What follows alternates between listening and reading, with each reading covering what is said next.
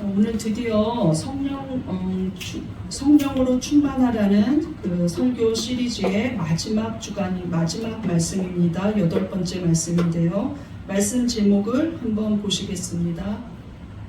PPT 넘겨주시면 시작. 성령 충만한 자의 은혜. 네. 오늘 말씀이 요한복음하고 에베소서인데 두 개 다 성령에 대해서 전하는 말씀입니다. 그런데 오늘 요한복음을 먼저 좀 보겠습니다. 본문이 있는 부분에 예수님께서 어떤 시기에 말씀을 전하셨는지 우리가 알 필요가 있습니다.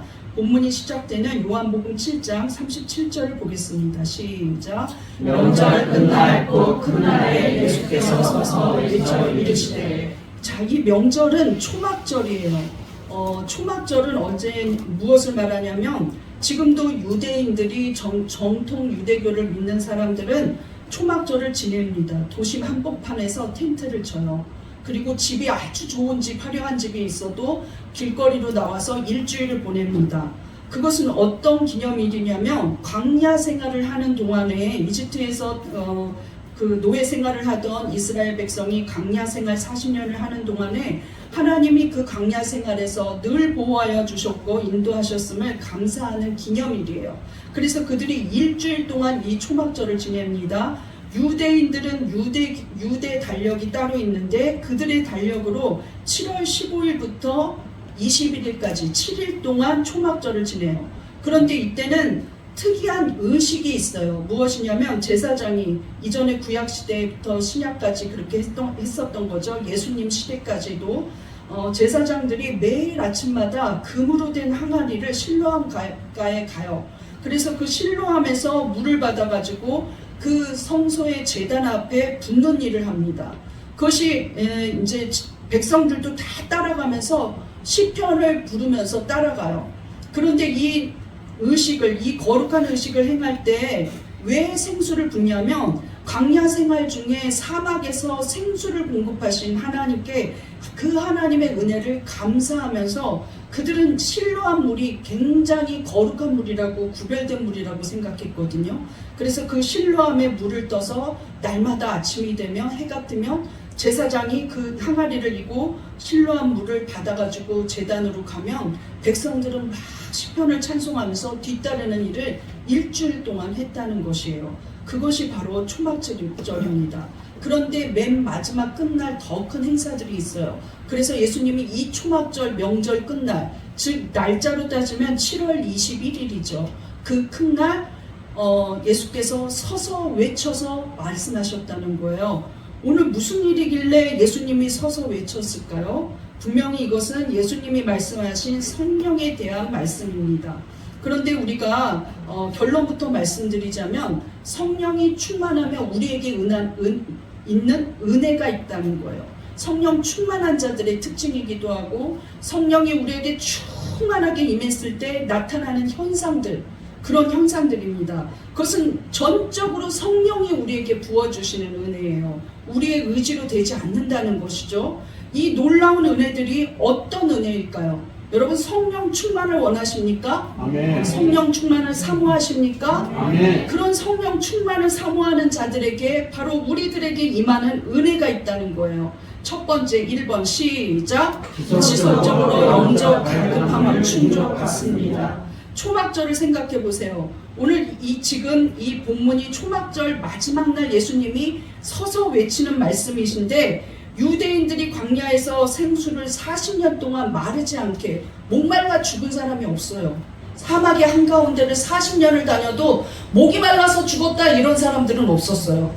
그렇지 않도록, 그렇게 목마르지 않도록 계속해서 생수를 공급하신 그 은혜가 있었다는 것이죠. 그래서 예수님이 서서 무엇이라고 외쳤는지 한번 우리가 뒷부분까지 보겠습니다. 37절 38절 시작. 명절 끝날 곧 그날에 예수께서 서서 외쳐 이르시되 누구든지 목마르거든 내게로 와서 마시라. 나를 믿는 자는 성경의 이름과 같이 그 배에서 생수의 강이 흘러나오리라 하시니. 여러분, 예수님은 대부분 침착하게 앉아서 말씀하시고 배에 앉아 있고 언덕에, 갈릴리 언덕에 사람들이 들을 때가 굉장히 많았어요. 영화 예수에서도 그런 장면이 굉장히 많더라고요. 야, 저거 육성으로 마이크 없이 다 들리나? 이 생각이 들 때도 많지만 예수님은 대부분 침착하게 앉아서 제자들하고 교육할 때도 도란도란 앉아서 얘기하셨고, 마르다 마리아 집에 가서도 도란도란 앉아서 얘기하셨어요. 예수님의 앉아있는 발치에 앉아있다가 말씀을 들었었지 않습니까? 그런데 유일하게 신약 성경에서 서서 외쳤다 이런 부분이 처음 나와요. 예수님을 대상으로 해서 서서 외쳤다 이 부분은 처음이라는 거예요. 예수님은 자기가 부활했을 때도 서서 외치지 않았어요. 내가 부활했다 하고 서서 외치지 않았어요. 그런데 유일하게 서서 큰 소리를 낸 부분이 오늘 뭐라고 하시는 부분입니까? 우리 빨간 글씨 읽어보겠습니다. 시작. 누구든지 목마르거든 내게로 와서 마시라. 누구든지 오라는 거예요. 누구든지 내게로 오라는 거예요. 그리고 마시라는 것이죠. 무엇을 마십니까? 파란 글씨 읽어보겠습니다. 시작. 그 배에서 생수의 강이 흘러나오리라 하시니, 우리 배에서 생수의 강이 흘러나온다는 거예요. 목사님, 예수 믿어봤지만 배꼽이 굳게 닫혀서 배에서 생수가 안 나와요. 물이 안 나와요. 그런데 이거는 영적인 갈급함을 있는 자, 영적으로 목마르고 영적으로 갈증이 있는 자, 은혜는 받고 싶은데 은혜가 메말라가는 답답함이 있는 자, 예수 앞으로 나오라는 거예요. 그러면 예수님이 그 영적인 갈급함을 채워주시는데 얼만큼 채워주시느냐? 목이 말라서 물 한 모금 주시는 게 아니에요. 생수 한 병 주시는 게 아니에요. 강물같이 흘러 넘치게 하신다는 겁니다. 믿습니까? 네. 이것이 성령이 충만한 자가 받는 은혜라는 거예요. 아니 근데 생수에 강이 나온다는데 그게 어떻게 성령입니까? 제가 말한 게 아니라 성경이 다음 절에 설명하고 있습니다. 39절 시작. 이는 그를 믿는 자들이 받을 성령을 가리켜 말씀하신 것이라. 성령을 생수의 강이라고 표현하고 있다는 거예요. 여러분, 초막절에 이 말씀을 하시는 거는 지금 유대인들이 어떤 걸 감사하냐면 육신의 물을 준 걸 감사하고 있어요. 목말라서 죽지 않았던 그때를 감사하고 있어요. 하나님이 40년 동안 보호하셨다는 그 육신의 은혜를 감사하고 있어요. 그들은 수천 년을 이것을 감사하고 있었어요.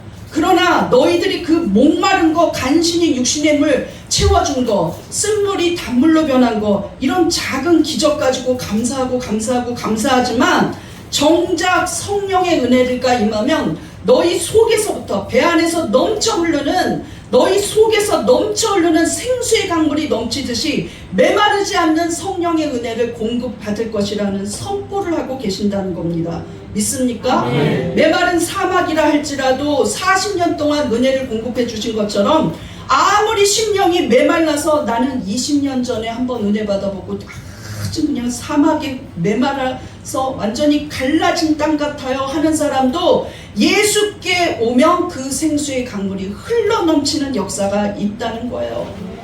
정말로 자기가 그것을 의지적으로 나에게 생수의 강물을 주시옵소서 하는 게 아니라 성령이 충만하게 될 때 이것은 자동적으로 따라오는 은혜라는 겁니다. 믿습니까? 네. 여기서 우리 본문에서 요한복음의 7장의 본문에서 4가지 동사들이 나와요. 목마르다, 예수께 오다, 그 다음에 마시다, 믿다, 이런 동사들이 나옵니다. 그런데 이 주요한 이 4가지 동사는 다 현재형으로 쓰이고 있어요. 현재형이라는 것은 계속해서 변질되지 않고 어떤 상황 속에서도 그 일이 일어날 때, 지구는 둥글다 할 때 현재형처럼 그렇게 이변이 없을 때 현재형을 사용한다는 거예요. 즉 다시 말해서 어떤 결론이 나오느냐, 예수님께 와라, 예수님께 언제든 오면 어떠한 상황 속에서 오든지, 어떠한 마음으로 오든지, 어떠한 갈급함으로 오든지 이것은 채워준다는 거예요. 어떤 은혜가 채워주느냐? 생수의 강이 넘쳐 흐르는, 내 영적으로 생명 되시는 하나님을 만나는 그 공급하는 은혜, 흘러 넘치는 은혜, 흘러 나오리라. 너무 넘쳐서 배에서 흘러 나오는 역사가 일어난다는 거예요. 이런 역사가 언제든지 마신다면, 언제든지 예수님께 온다면, 언제든지 누구든지 믿는다면 이 일이 일어나기 때문에 이 4가지의 동사가 다 현재형으로 쓰였다는 겁니다. 믿습니까? 네. 사마리아 우물가에서 예수님 만나 주셨을 때 요한복음 4장에 보면 예수님이 사마리아 우물가에 저 정말 이 사람도 마음이 사막같이 갈라져 있어요. 왜냐하면 남편 5이 사실은 동거인이고 다 남의 남자하고 불륜을 저지른 내연녀예요. 그런데 지금 만나는 이 6번째 남자도 이 사람이 내 남편입니다 하고 말할 수가 없는 내연남이에요. 자기는 맨날 이런 짓만 하고 있어요.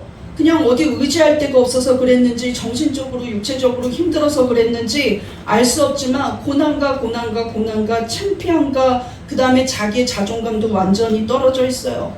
그런데 이 여자가 남 안 오는 시간에 사마리아의 우물가에 가서 물을 길러요. 당시 팔레스타인 사마리아는 굉장히 건조하고 사막의 기후입니다. 물이 없으면 못 살아요. 그러니까 어찌하든지 창피해도 사람은 안 만나도 물은 먹어야 하니까 우물가에 나와 있는데 예수님 그 여자 만나는 거예요. 수많은 사람들 중에 그 여자 만나요. 왜? 갈급한 영혼이니까. 그리고 방법을 몰라요. 내가 어떻게 살아야 되는지, 누구께 가야 하는지, 나는 이러다 죽을 건지 알 수 없는 여자예요. 답을 못 찾아요.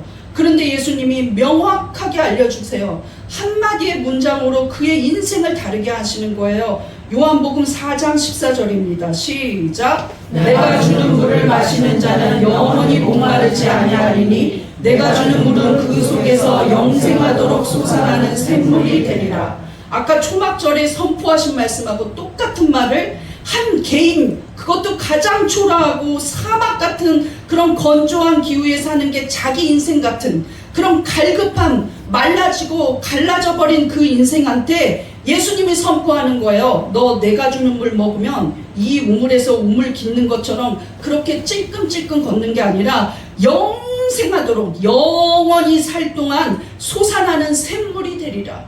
영원토록 솟아나는 샘물, 그것이 바로 내가 주는 물이라는 거예요. 그것이 무엇이냐? 성령이라는 겁니다. 성령. 요 초막절날 예수님이 그 물이 무엇인지 선포하시는데 이것은 성령을 가리켜 말씀하신 것이라. 초막절날은 모든 사람이 듣는 앞에서 초막절의 마지막 날 하이라이트 의식을 행할 때 그들이 실로암 물이 최고로 거룩한 줄 알고 있을 때, 야, 실로암 물이 그렇게 거룩하냐? 바로 내 자체가 거룩한 생명이다. 내가 주는 성령을 마시는 자는 영원히 목마르지 않을 것이라고, 그 배에서 생수의 강이 넘쳐흐를 거라고 선포하고 계셨다는 거예요. 그들은 그때는 그것이 무엇인지 몰랐지만 얼마 안 지나 부활하신 예수님의 말씀대로 성령을 받았을 때야, 야, 영원히 공급받는구나, 계속해서 공급받는 거를 느낄 수 있어요. 그것은 증거가 사도행전입니다. 사도행전 1장에서는 예수님이 하늘로 올라가세요. 그리고 성령을 받으라고 선포하세요. 그런데 그들이 정말로 예수님이 선포하신 대로 모여서 열심히 기도할 때 성령이 오순절에 임했습니다. 그 오순절에 임한 성령이 한 번만으로 끝나지 않았어요. 계속해서 성령이 우리를 공급하시는 은혜를 느꼈다는 것이죠. 오순절에는 베드로만 일어나서 말씀을 전했는데 그 한 사람 베드로의 변화를 통하여서 적어도 우리가 아는 한 3,000명 이상이 세례를 받았고, 듣고 그 여자들까지 합친다면 얼마였을 숫자일지 알 수 없어요. 세례는 남자만 3,000명이 받았겠지만 그 어마어마한 숫자들이 변화를 받았다는 것이죠. 그런데 또 성령이 계속 충만해져요. 이들은 오순절에 모여있던 사람들이었는데 베드로의 말씀을 듣기만 했던 사람들이 이제는 더 담대해져서 어떤 일을 하느냐? 하나님 말씀을 전파하고 초대교회를 세우고 물건을 서로 통용한다는 일들이 일어났다는 것이죠. 담대하게 하나님의 말씀을 전했어요.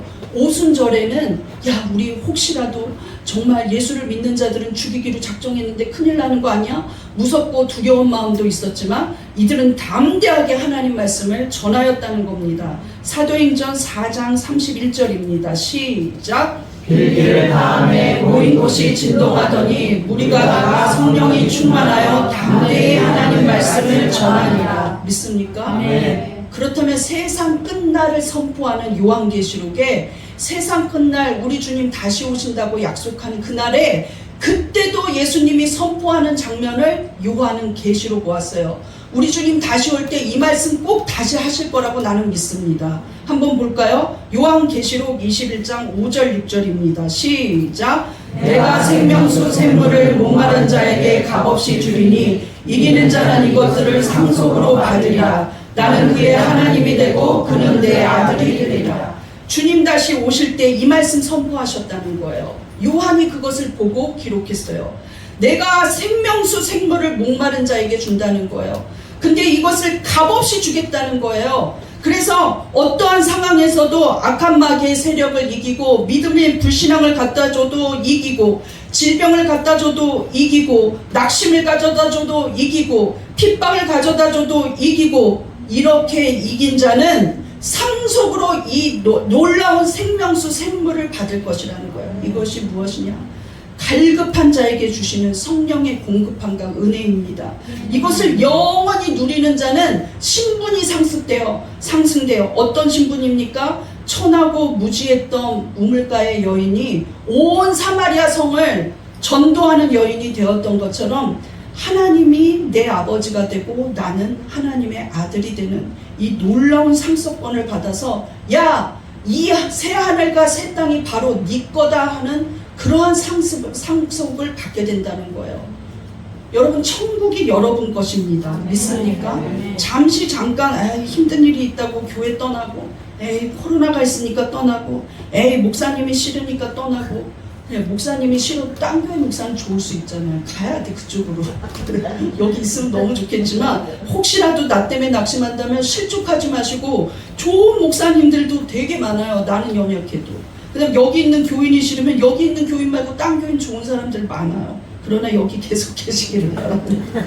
여러분, 세상에서 주는 행복은요, 잠시 잠깐 후면 또 걱정거리가 생겨요. 야, 서울대 입학했어. 그런데 어머, 우리 애 빨리 공부 잘해야 되는데, 서울대는 공부 잘하는 애들만 모였는데 어떡하지? 또 어떡하지? 집을 샀어요. 집을 샀는데 인테리어는 어떡하지? 또 어떡하지요? 야, 나 첫 집 샀어 했는데 인테리어는 어떡하지? 또 어떡하지요? 교통편이 나쁜데 어떡하지? 또 어떡하지요? 결혼을 했어요. 야, 행복하기만 할 것 같은데 이제 어떻게 먹고 살지? 어떡하지요? 야, 나 이제 병이 나와서 퇴원해. 그런데 이제 직장은 어떻게 구하지? 어떡하지요? 어떡하지? 제가 어떤 예능 프로그램을 봤는데요. 연말에 연예대상을 받은 사람이 그 다음날 일상을 보여주는데요. 아침에 거지꼬리 하고 있어요. 그러고서 이불에서 나타나요. 저게 어저께 바로 몇 시간 전에 연예의 대상을 받은 사람의 얼굴인가? 왜 그런가 봤더니 축하해 준다고 밤새 술을 먹어갖고 속만 쓰리고 얼굴이 완전 피폐해져갖고 국밥 하나를 먹으면서 좋아하더라고요. 야, 나 이 국밥 먹는다 하면서 좋아하더라고요. 인생 별거 아니라는 것이죠. 그리고 그 일주일 동안 그 카톡 오는 축하 메시지에 단문하는 걸 하느냐고 바쁘고 그냥 일상은 똑같다는 거예요. 똑같아요. 아무 변화도 일어나지 않는다는 것이죠. 우리가 정말로 1등을 하면 더 바랄 게 없는 것 같아도 그 위에 또 갈 길이 있어요. 국회의원이 되고 나서 야, 세상이 내 거다 하고 들어갔지만 3선, 4선 국회의원 선배들한테 꼼짝 못해요. 꼼짝 못해요. 그 다음에 야, 나 이제 장관이 됐다 하면서 청문회에 서 보니까 비참하기 말로 할 수 없어요. 이것이 인생입니다. 그런데 우리 주님이 주시는 생명수 생물은 어제보다 내일이 기쁘고 내일보다 모레가 기뻐요. 날마다 성령이 공급하시는 그 놀라운 영적 거룩함에서 우리가 누리는 그 은혜는 말로 형용할 수 없습니다. 하나님은 이거를 한 번 틀면 멈추지 않아요. 그래서 한 번 틀면 이것은 꼴깍꼴깍만 간신히 만족하는 게 아니라 우리가 성령으로 충만하기만 하면 어떤 일이 일어나느냐? 영원히 메마르지 않는다는 것이죠. 이것이 하나님이 우리에게 주시는 성령 충만한 자에게 누리게 하시는 은혜라는 것입니다. 우리 한번 고백해 보겠습니다. 내 안에 성령의 생수가 흘러 넘칩니다. 내 안에 성령의 생수가 흘러 넘칩니다. 나는 성령으로 채워졌습니다. 나는 성령으로 채워졌습니다. 여러분, 성령으로 충만하셔서 그 생수의 강물 안에서 사시기 바랍니다. 아멘. 두 번째, 성령 충만한 자는 어떤 은혜를 받을까요? 이 전심으로 하나님을 찬양합니다. 자, 우리 이제 요한복음에서 에베소서의 본문으로 한번 가보겠습니다.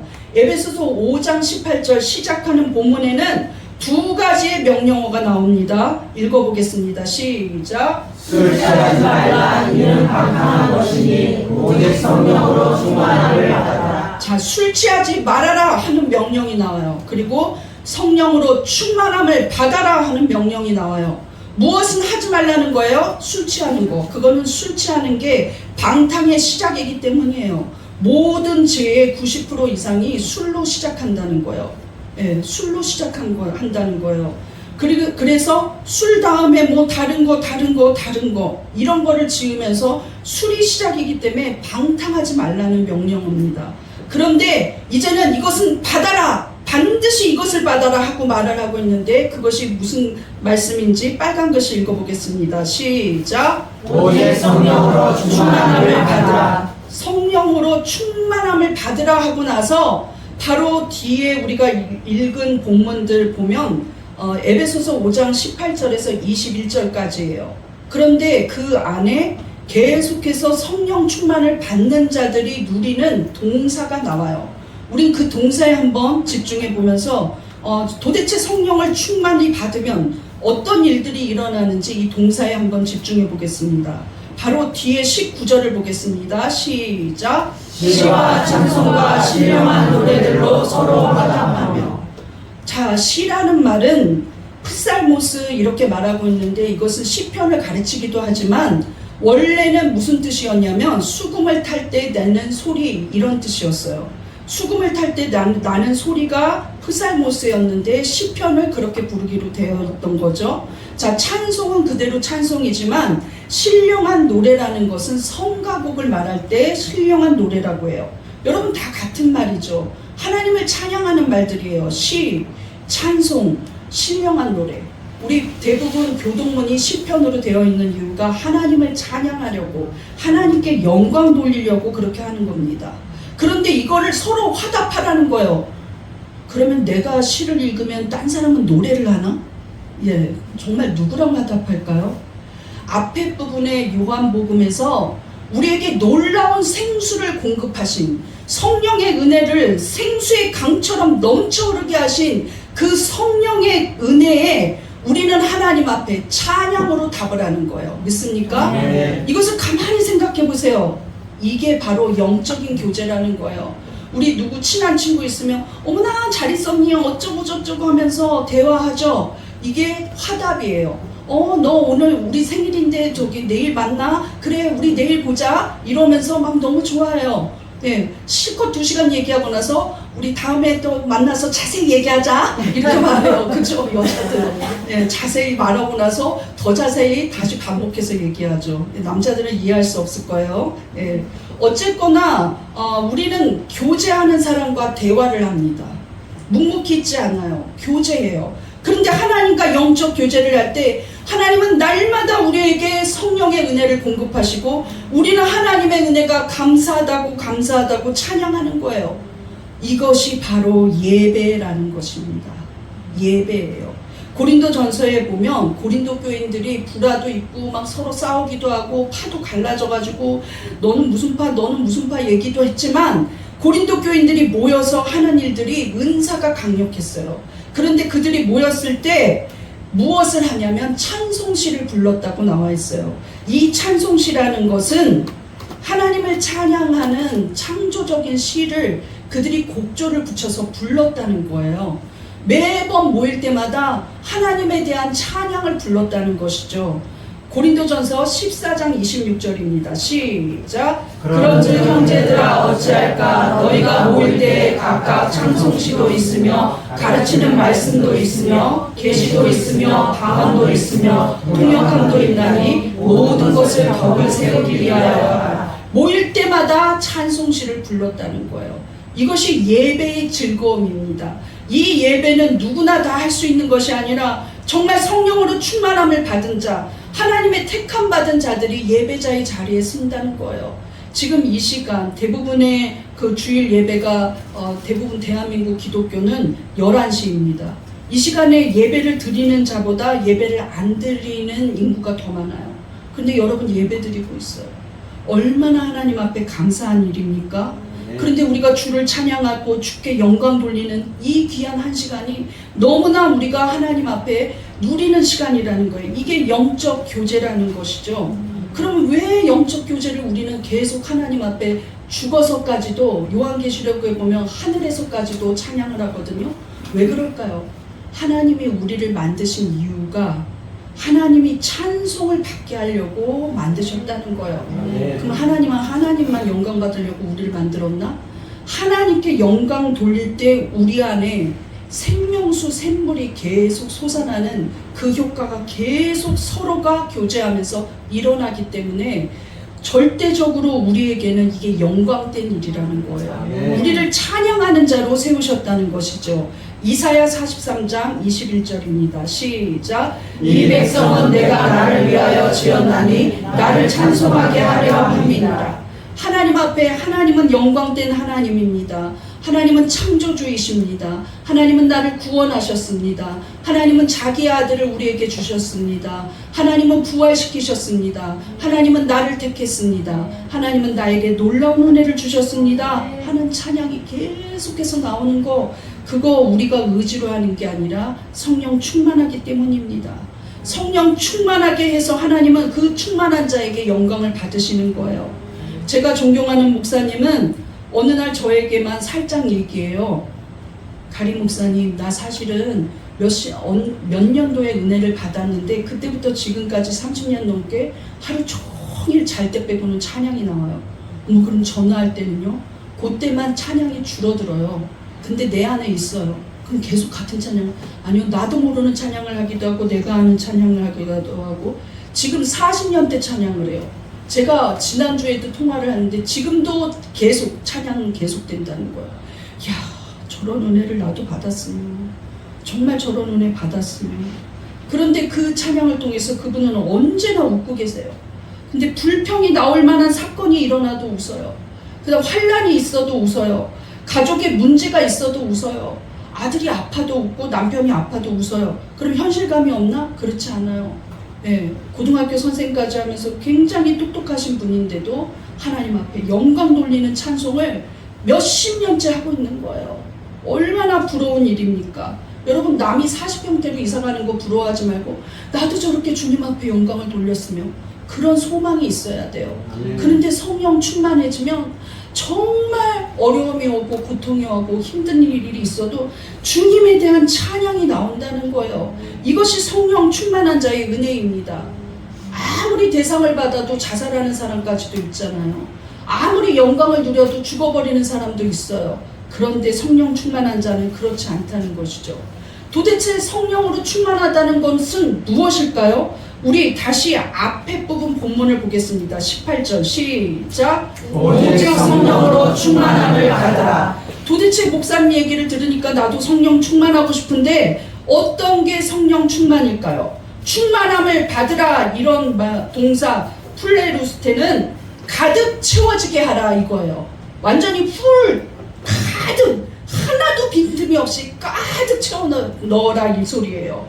자, 이 말은 무엇이냐? 내 의지, 내 교만, 내 생각, 내 뜻이 없이 성령으로만 가득 채워지게 해서 너의 삶의 주인이 성령 되시게 하라는 거예요. 때로는 성령님은 우리에게 힘든 일을 시키시기도 해요. 때로는 성령 받으면 우리는 손해볼 때도 있어요. 때로는 성령 받으면, 제가 요새 성령에 관련된 책을 읽으면서 토저 목사님이 냈던 책 중에 성령 받으면 어떻게 하라 그러냐? 침묵해야 된다고 말해요. 여러 부분에서 그 얘기를 해요. 아, 내가 침묵했던 게 바보가 아니었구나. 아, 그때 내가 더 침묵했으면 더 좋았겠구나. 침묵하라는 거예요. 그럼 그냥 가만히 있으라? 아니요. 억울한 일을 당하는데 침묵하라는 거예요. 비난을 받는데 침묵하라는 거예요. 그 다음에 조롱을 받는데 침묵하라는 거예요.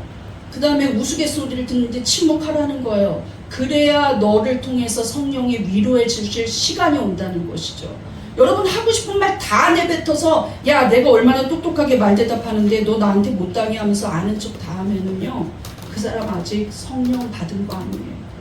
우리는 하나님 앞에 어떻게 찬양해야 될까요? 19절 보겠습니다. 시작. 시와 찬송과 신령한 노래들로 서로 화답하며 너희의 마음으로 주께 노래하며 찬송하며.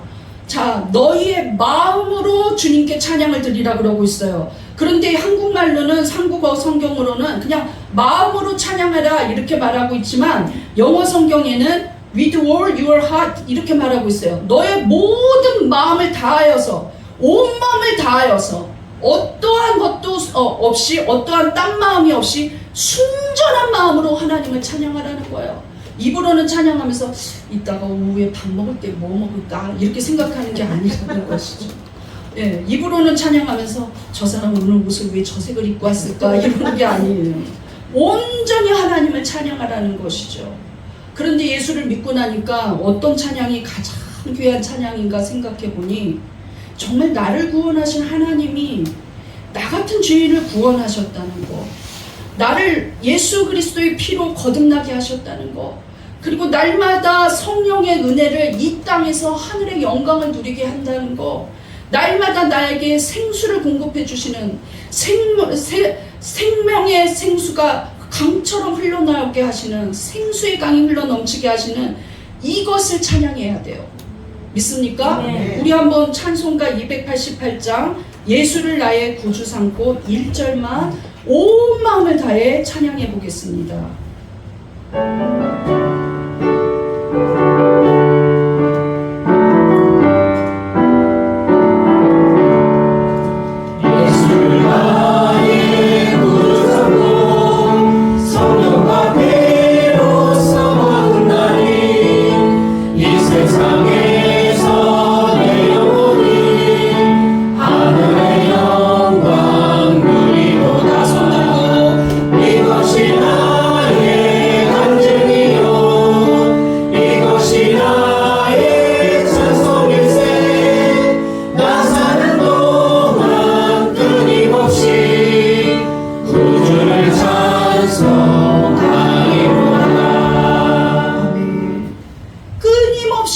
찬송하는 은혜, 야, 그게 바로 성령이 충만한 자에게 임하는 은혜입니다. 여러분이 고집스러워질 때 아니야, 성령은 이걸 기뻐하지 않아. 여러분이 죄 짓고 싶었을 때 아니야, 술 취하지 말고 방탕하지 말라 그랬어. 성령으로 충만해야 돼. 여러분이 조금 나태해질 때 아니야, 난 성령이 임하는 자리에 가야 돼. 이렇게 이겨나간다면 내 안에 놀라운 찬양이, 하나님을 기뻐하는 찬양이 나온다는 거예요. 그것이 찬양이 왜 나오겠습니까? 하나님을 인격적으로 사랑하기 때문에 나와요. 믿습니까? 네. 예, 너무나 사랑하니까 나오는 거예요. 우리 한번 고백해 보겠습니다. 나에게 생명 주신 주님, 나에게 생명 주신 주님, 주님을 찬양합니다. 주님을 찬양합니다. 날마다 주를 찬양하겠습니다. 주를 찬양하겠습니다. 여러분, 찬양의 자리, 주를 경배하는 자리, 이 예배의 자리, 너무나 고마운 자리입니다. 아무나 세우지 않아요. 믿습니까? 네. 마지막으로 성령 충만한 자의 은혜는 어떤 은혜일까요? 3번 시작. 어떠한 상황에서도 하나님께 감사합니다. 자, 이제 성령 충만을 받으라는 명령어 다음에 연결되는 동사가 두 번째, 감사라는 동사입니다. 우리 본문 에베소서 5장 20절 보겠습니다. 시작. 범사에 우리 주 예수 그리스도의 이름으로 항상 아버지 하나님께 감사하며. 자, 감사하며 이 말을 하고 있는데, 감사하다 이 동사는요, 그냥 고맙습니다, 땡큐 이러는 줄 알았어요. 그런데 원어로 보니까 너무 은혜가 되더라고요. 유카리스테오는 은혜를 말하다. 감사는 은혜를 말하는 거예요. 야, 하나님이 우리 애가 그렇게 예배에 가서 자고만 오더니 정말 설교에 은혜 받았다면서 이 얘기를 했어. 나는 5분도 기도하지를 못했는데 나는 오늘 1시간 동안 기도했어. 나는 정말로 말씀을 못 알아들었는데 이제는 말씀을 읽어. 이런 모든 일들, 은혜를 말하는 거예요. 야, 내가 구원받은 은혜가 당연한 줄 알았는데 가만히 생각해 보니까 정말 내가 구원을 받았다는 게 너무 놀라워. 나를 바라보니, 예수님을 바라보니까, 야, 나 같은 사람을 예수님이 왜 사랑하시는지 너무 감사해. 나 같은 사람을 목사로 왜 쓰는지 너무 감사해. 이게 은혜입니다. 은혜. 이 은혜를 말하라는 거예요. 근데 우리 언제 말할까요? 네. 로또 당첨됐을 때 말할까요? 네.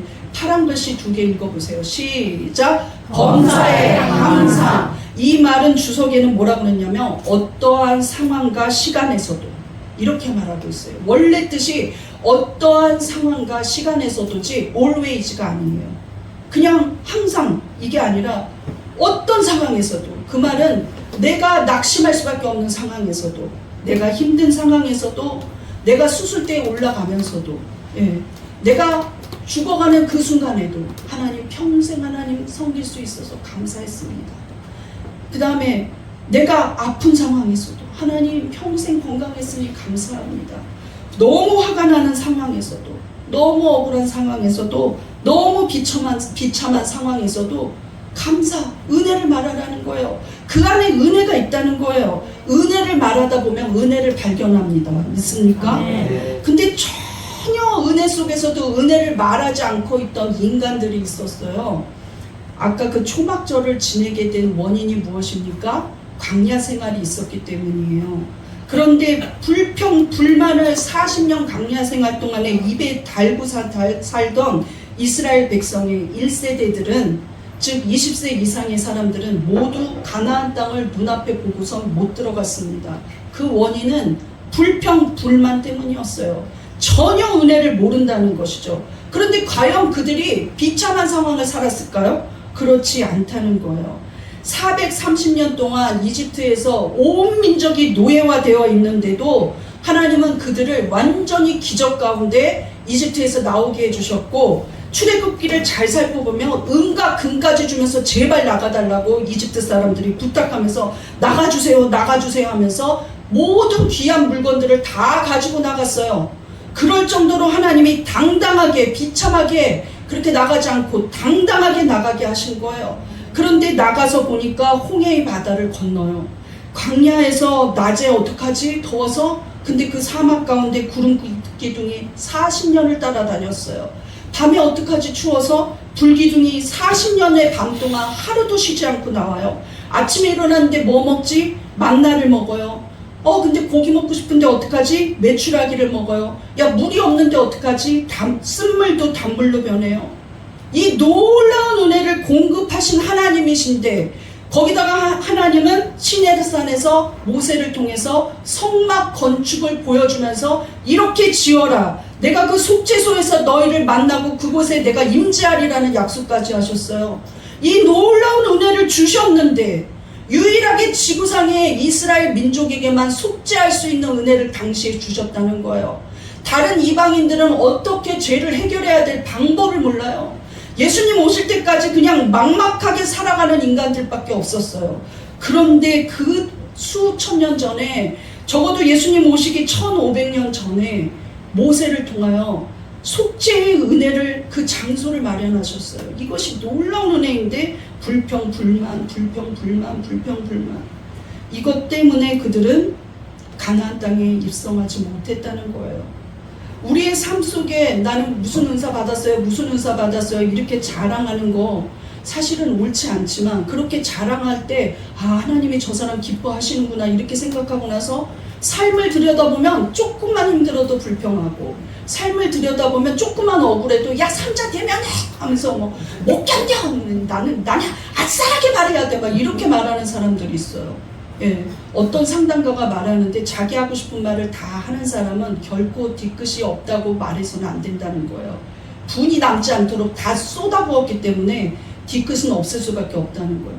그 말들, 그 독한 말들, 그 가시들 듣는 사람한테 다 박혀 있는 거예요. 그것을 죄인지 모르고 막 할대버리고, 그 다음 불만, 불평 표출하고, 남 도울 줄 모르고, 여전히 거짓말하고, 여전히 탐욕스럽고, 여전히 죄의 자리에 가고, 여전히 거룩한 줄 아는 줄 알면서 몰래 아무도 안 보겠지 하고 죄짓고, 그렇다면 그 사람은 성령 충만하지 않은 거예요. 우리가 하고 싶은 죄성을 날마다 쳐서 복종시키는 것이 성령 충만한 자의 걸음입니다. 바울은 무엇이라 그랬냐면, 나는 날마다 죽노라 그랬어요.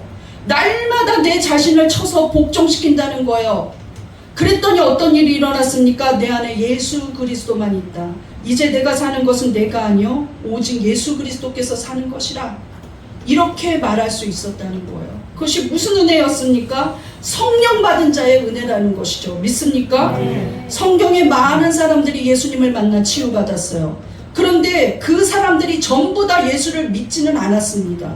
예를 들어 문둥병이 10명의 문둥병 환자를 고쳐주었는데도 그 다음 주에 갔을 때 성전에서 예수님 정말 감사합니다 하고 찾아와서 인사하는 사람 10명 중에 1명이었다는 거예요. 어떻게 문둥병이 나왔는데 그럴 수 있지? 근데 우리를 보세요. 하나님 예수 그리스도께서 우리에게 생명을 주셨어요. 십자가에서 나 대신 죄값을 치르면서 자기의 생명을 주셨어요. 그냥 단순하게 죽지 않고 너무나 모진 고문을 당하며 서서히 죽어갔어요. 그것이 나 때문이고 그 핏값이 많은 사람들에게 주어진 게 아니라 나에게 주어져서 그 보혈로 말미암아 나는 의인이 되었어요. 천국 백성 되었어요. 그런데 우리가 잠시 아프면 하나님 나 사랑하는 거 맞아요? 구원을 줬는데 그렇게 말한다는 것이죠. 돈이 없으면 하나님 저 사람이 나보다 기도 안 하는데 왜 더 잘 돼요? 저 집에는 왜 더 순종해요? 우리 애는 맨날 내가 데리고 기도하러 다녔는데 이러면서 작은 것 하나 안 준 것을 생각한다는 것이죠. 감사가 있는 자가 성령이 있는 자입니다. 하박국 선지자는 유대의 왕국이 완전히 암흑기에 있을 때, 너무 비참할 때, 영적으로 완전히 타락했을 때 있었던 선지자예요. 그는 사람들이 성전 안에서 아세라 목상, 바알신을 섬기는 걸 봐요. 음란을 행하는 걸 봐요. 성전 안에서. 그걸 보면서 너무나 비참한 이 상황 가운데서도 자기를 구원하신 하나님을 생각하면 기뻐했어요. 나라가 멸망해 가는 상황에서도 그 선지자가 얼마나 많은 말씀들을 외쳤겠어요. 그런데도 야 이제는 아무것도 없어요. 비참한 상황이 되어서 내 안에 아무것도 소유된 것이 없어요. 그런데도 나는 구원의 하나님만 생각하면 진심으로 기쁘다고 말했어요. 하박국 3장 17절입니다. 시작. 비록 무화과 나무가 무성하지 못하며 포도나무에 열매가 없으며 감람나무에 소출이 없으며 밭에 먹을 것이 없으며 우리의 양이 없으며 외양간에 소가 없을지라도 나는 여호와라 말미암아 즐거워하며 나의 구원의 하나님으로 말미암아 기뻐하리로다. 믿습니까? 아멘. 내가 지금 잠깐 힘들어도 나는 구원을 주신 하나님께 감사하리로다. 지금 잠깐 힘들어도 나는 정말로 내 인생 전체를 인도하시는 하나님 앞에 감사하는 것, 그것이 성령 충만한 자의 특징이라는 겁니다. 성령 충만하면 감사가 나와요. 성령 충만하면 비참해지지 않아요. 어떠한 상황 속에서도 하나님이 내 아버지이기 때문에 영적인 우월감이 생긴다는 거예요. 영적인 자존감이 생겨요. 난 비참하지 않다는 거예요. 저 부자가 하나님의 은혜를 모르는 것보다 가난한 나에게 더 감사가 넘치는 거, 그거 성령 충만하기 때문입니다. 믿습니까? 네. 여러분 그런 은혜 가운데 있기 때문에 이 예배의 자리에 나왔습니다. 믿습니까? 네. 여러분이 이 자리에 나올 때는 생활 속에서 어려움도 있고 한숨 쉴 일도 있고 막막한 일도 있을 거예요. 또 그런 일 속에 있기도 하고 지나오기도 했을 거예요. 그러나 여전히 하나님을 찬양하고 예배하는 자리에 나온 거는 나를 보러 나온 게 아니죠. 교제하러 나온 게 아니죠. 하나님께 감사해서 나왔어요. 믿습니까? 네. 우리 한번 고백해 보겠습니다. 하나님 감사합니다. 하나님 감사합니다. 어떠한 상황이라도 어떠한 상황이라도 나는 감사합니다. 나는 감사합니다. 하나님이 하나님이 내 아버지시기 때문입니다. 내 아버지이기 때문입니다. 믿습니까? 네. 하나님을 바라보면 감사가 나와요. 소망이 없는데 하나님이 소망이에요. 기쁠 일이 없는데 하나님 자체가 기뻐요. 믿습니까? 네. 성령 충만한 자의 은혜는 어떤 것입니까? 1. 지속적으로 영적 갈급함을 충족받습니다. 2. 전적으로 하나님을 찬양합니다. 3. 어떠한 상황에서도 하나님께 감사합니다. 우리 이 시간 한 목소리로 기도하시는데, 하나님 내게 성령의 충만함을 주시옵소서. 정말 내 뜻과 내 의지와 내 생각을 버리고 이제는 성령에 사로잡혀서 충만하게 살아가기를 원합니다. 내 안에 생수의 강이 넘치게 하옵소서 하면서 이 시간 주여 한번 부르짖고 다 같이 한 목소리로 기도하시겠습니다. 주여